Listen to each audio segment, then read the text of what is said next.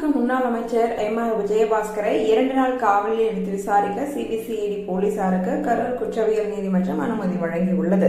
கரூர் மாவட்டம் வாங்கல் குப்பிச்சிப்பாளையத்தை சேர்ந்த பிரகாஷ் என்பவருக்கு சொந்தமான 100 கோடி ரூபாய் மதிப்புள்ள 22 ஏக்கர் நிலத்தை போலி ஆவணங்கள் மூலம் பத்திரப்பதிவு செய்த வழக்கில் அதிமுக முன்னாள் அமைச்சர் எம்.ஆர். விஜயபாஸ்கர் மீது வழக்கு பதிவு செய்யப்பட்டது. இந்த வழக்கை சிபிசிஐடி போலீசார் கையில் எடுத்தனர். எம்.ஆர். விஜயபாஸ்கரின் முன்ஜாமீன் மனு நிராகரிக்கப்பட்ட நிலையில் அவர் தலைமறைவானார்.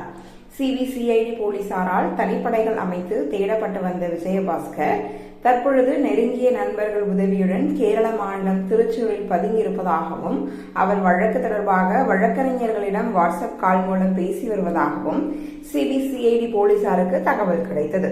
இதையடுத்து கடந்த 16ஆம் தேதி கேரள மாநிலம் திருச்சூரில் அவர் கைது செய்யப்பட்டார். பின்னர் கரூர் நீதிமன்றத்தில் ஆஜர்படுத்தி ஜூலை 17ஆம் தேதி எம்.ஆர். விஜயபாஸ்கரை திருச்சி மத்திய சிறையில் அடைத்தனர். 15 நாட்கள் நீதிமன்ற காவலில் அடைக்கப்பட்டிருந்த முன்னாள் அமைச்சர் எம்.ஆர். விஜயபாஸ்கர் ஜாமீன் கேட்டு கரூர் குற்றவியல் நீதிமன்றத்தில் மனு தாக்கல் செய்திருந்தார். இந்த ஜாமீன் மனு மீதான விசாரணை இன்று நடைபெற்றது. அதே சமயம் எம்.ஆர். விஜயபாஸ்கர் வழக்கில் தீவிரமாக இருக்கும் சிபிசிஐடி போலீசார் சொத்து ஆவணங்கள் மோசடி தொடர்பாக எம்.ஆர். விஜயபாஸ்கரை 7 நாட்கள் கஸ்டடியில் எடுத்து விசாரிக்க கரூர் முதலாவது குற்றவியல் நடுவர் நீதிமன்றத்தில் அனுமதி கேட்டனர்.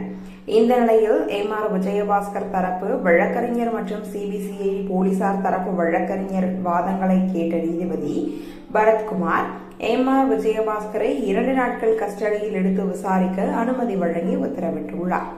மேலும் நீதிபதி இதில் சில நிபந்தனைகளையும் பிறப்பித்துள்ளார். எம்.ஆர். விஜயபாஸ்கரை போலீஸ் காவலில் எடுத்து விசாரிக்கும் பொழுது அவரது தரப்பினர் உடன் இருக்கலாம். ஆனால் விசாரணைக்கு எந்தவித தொந்தரவும் அளிக்கக்கூடாது என்று இந்த ஒரு உத்தரவு பிறப்பிக்கப்பட்டுள்ளது.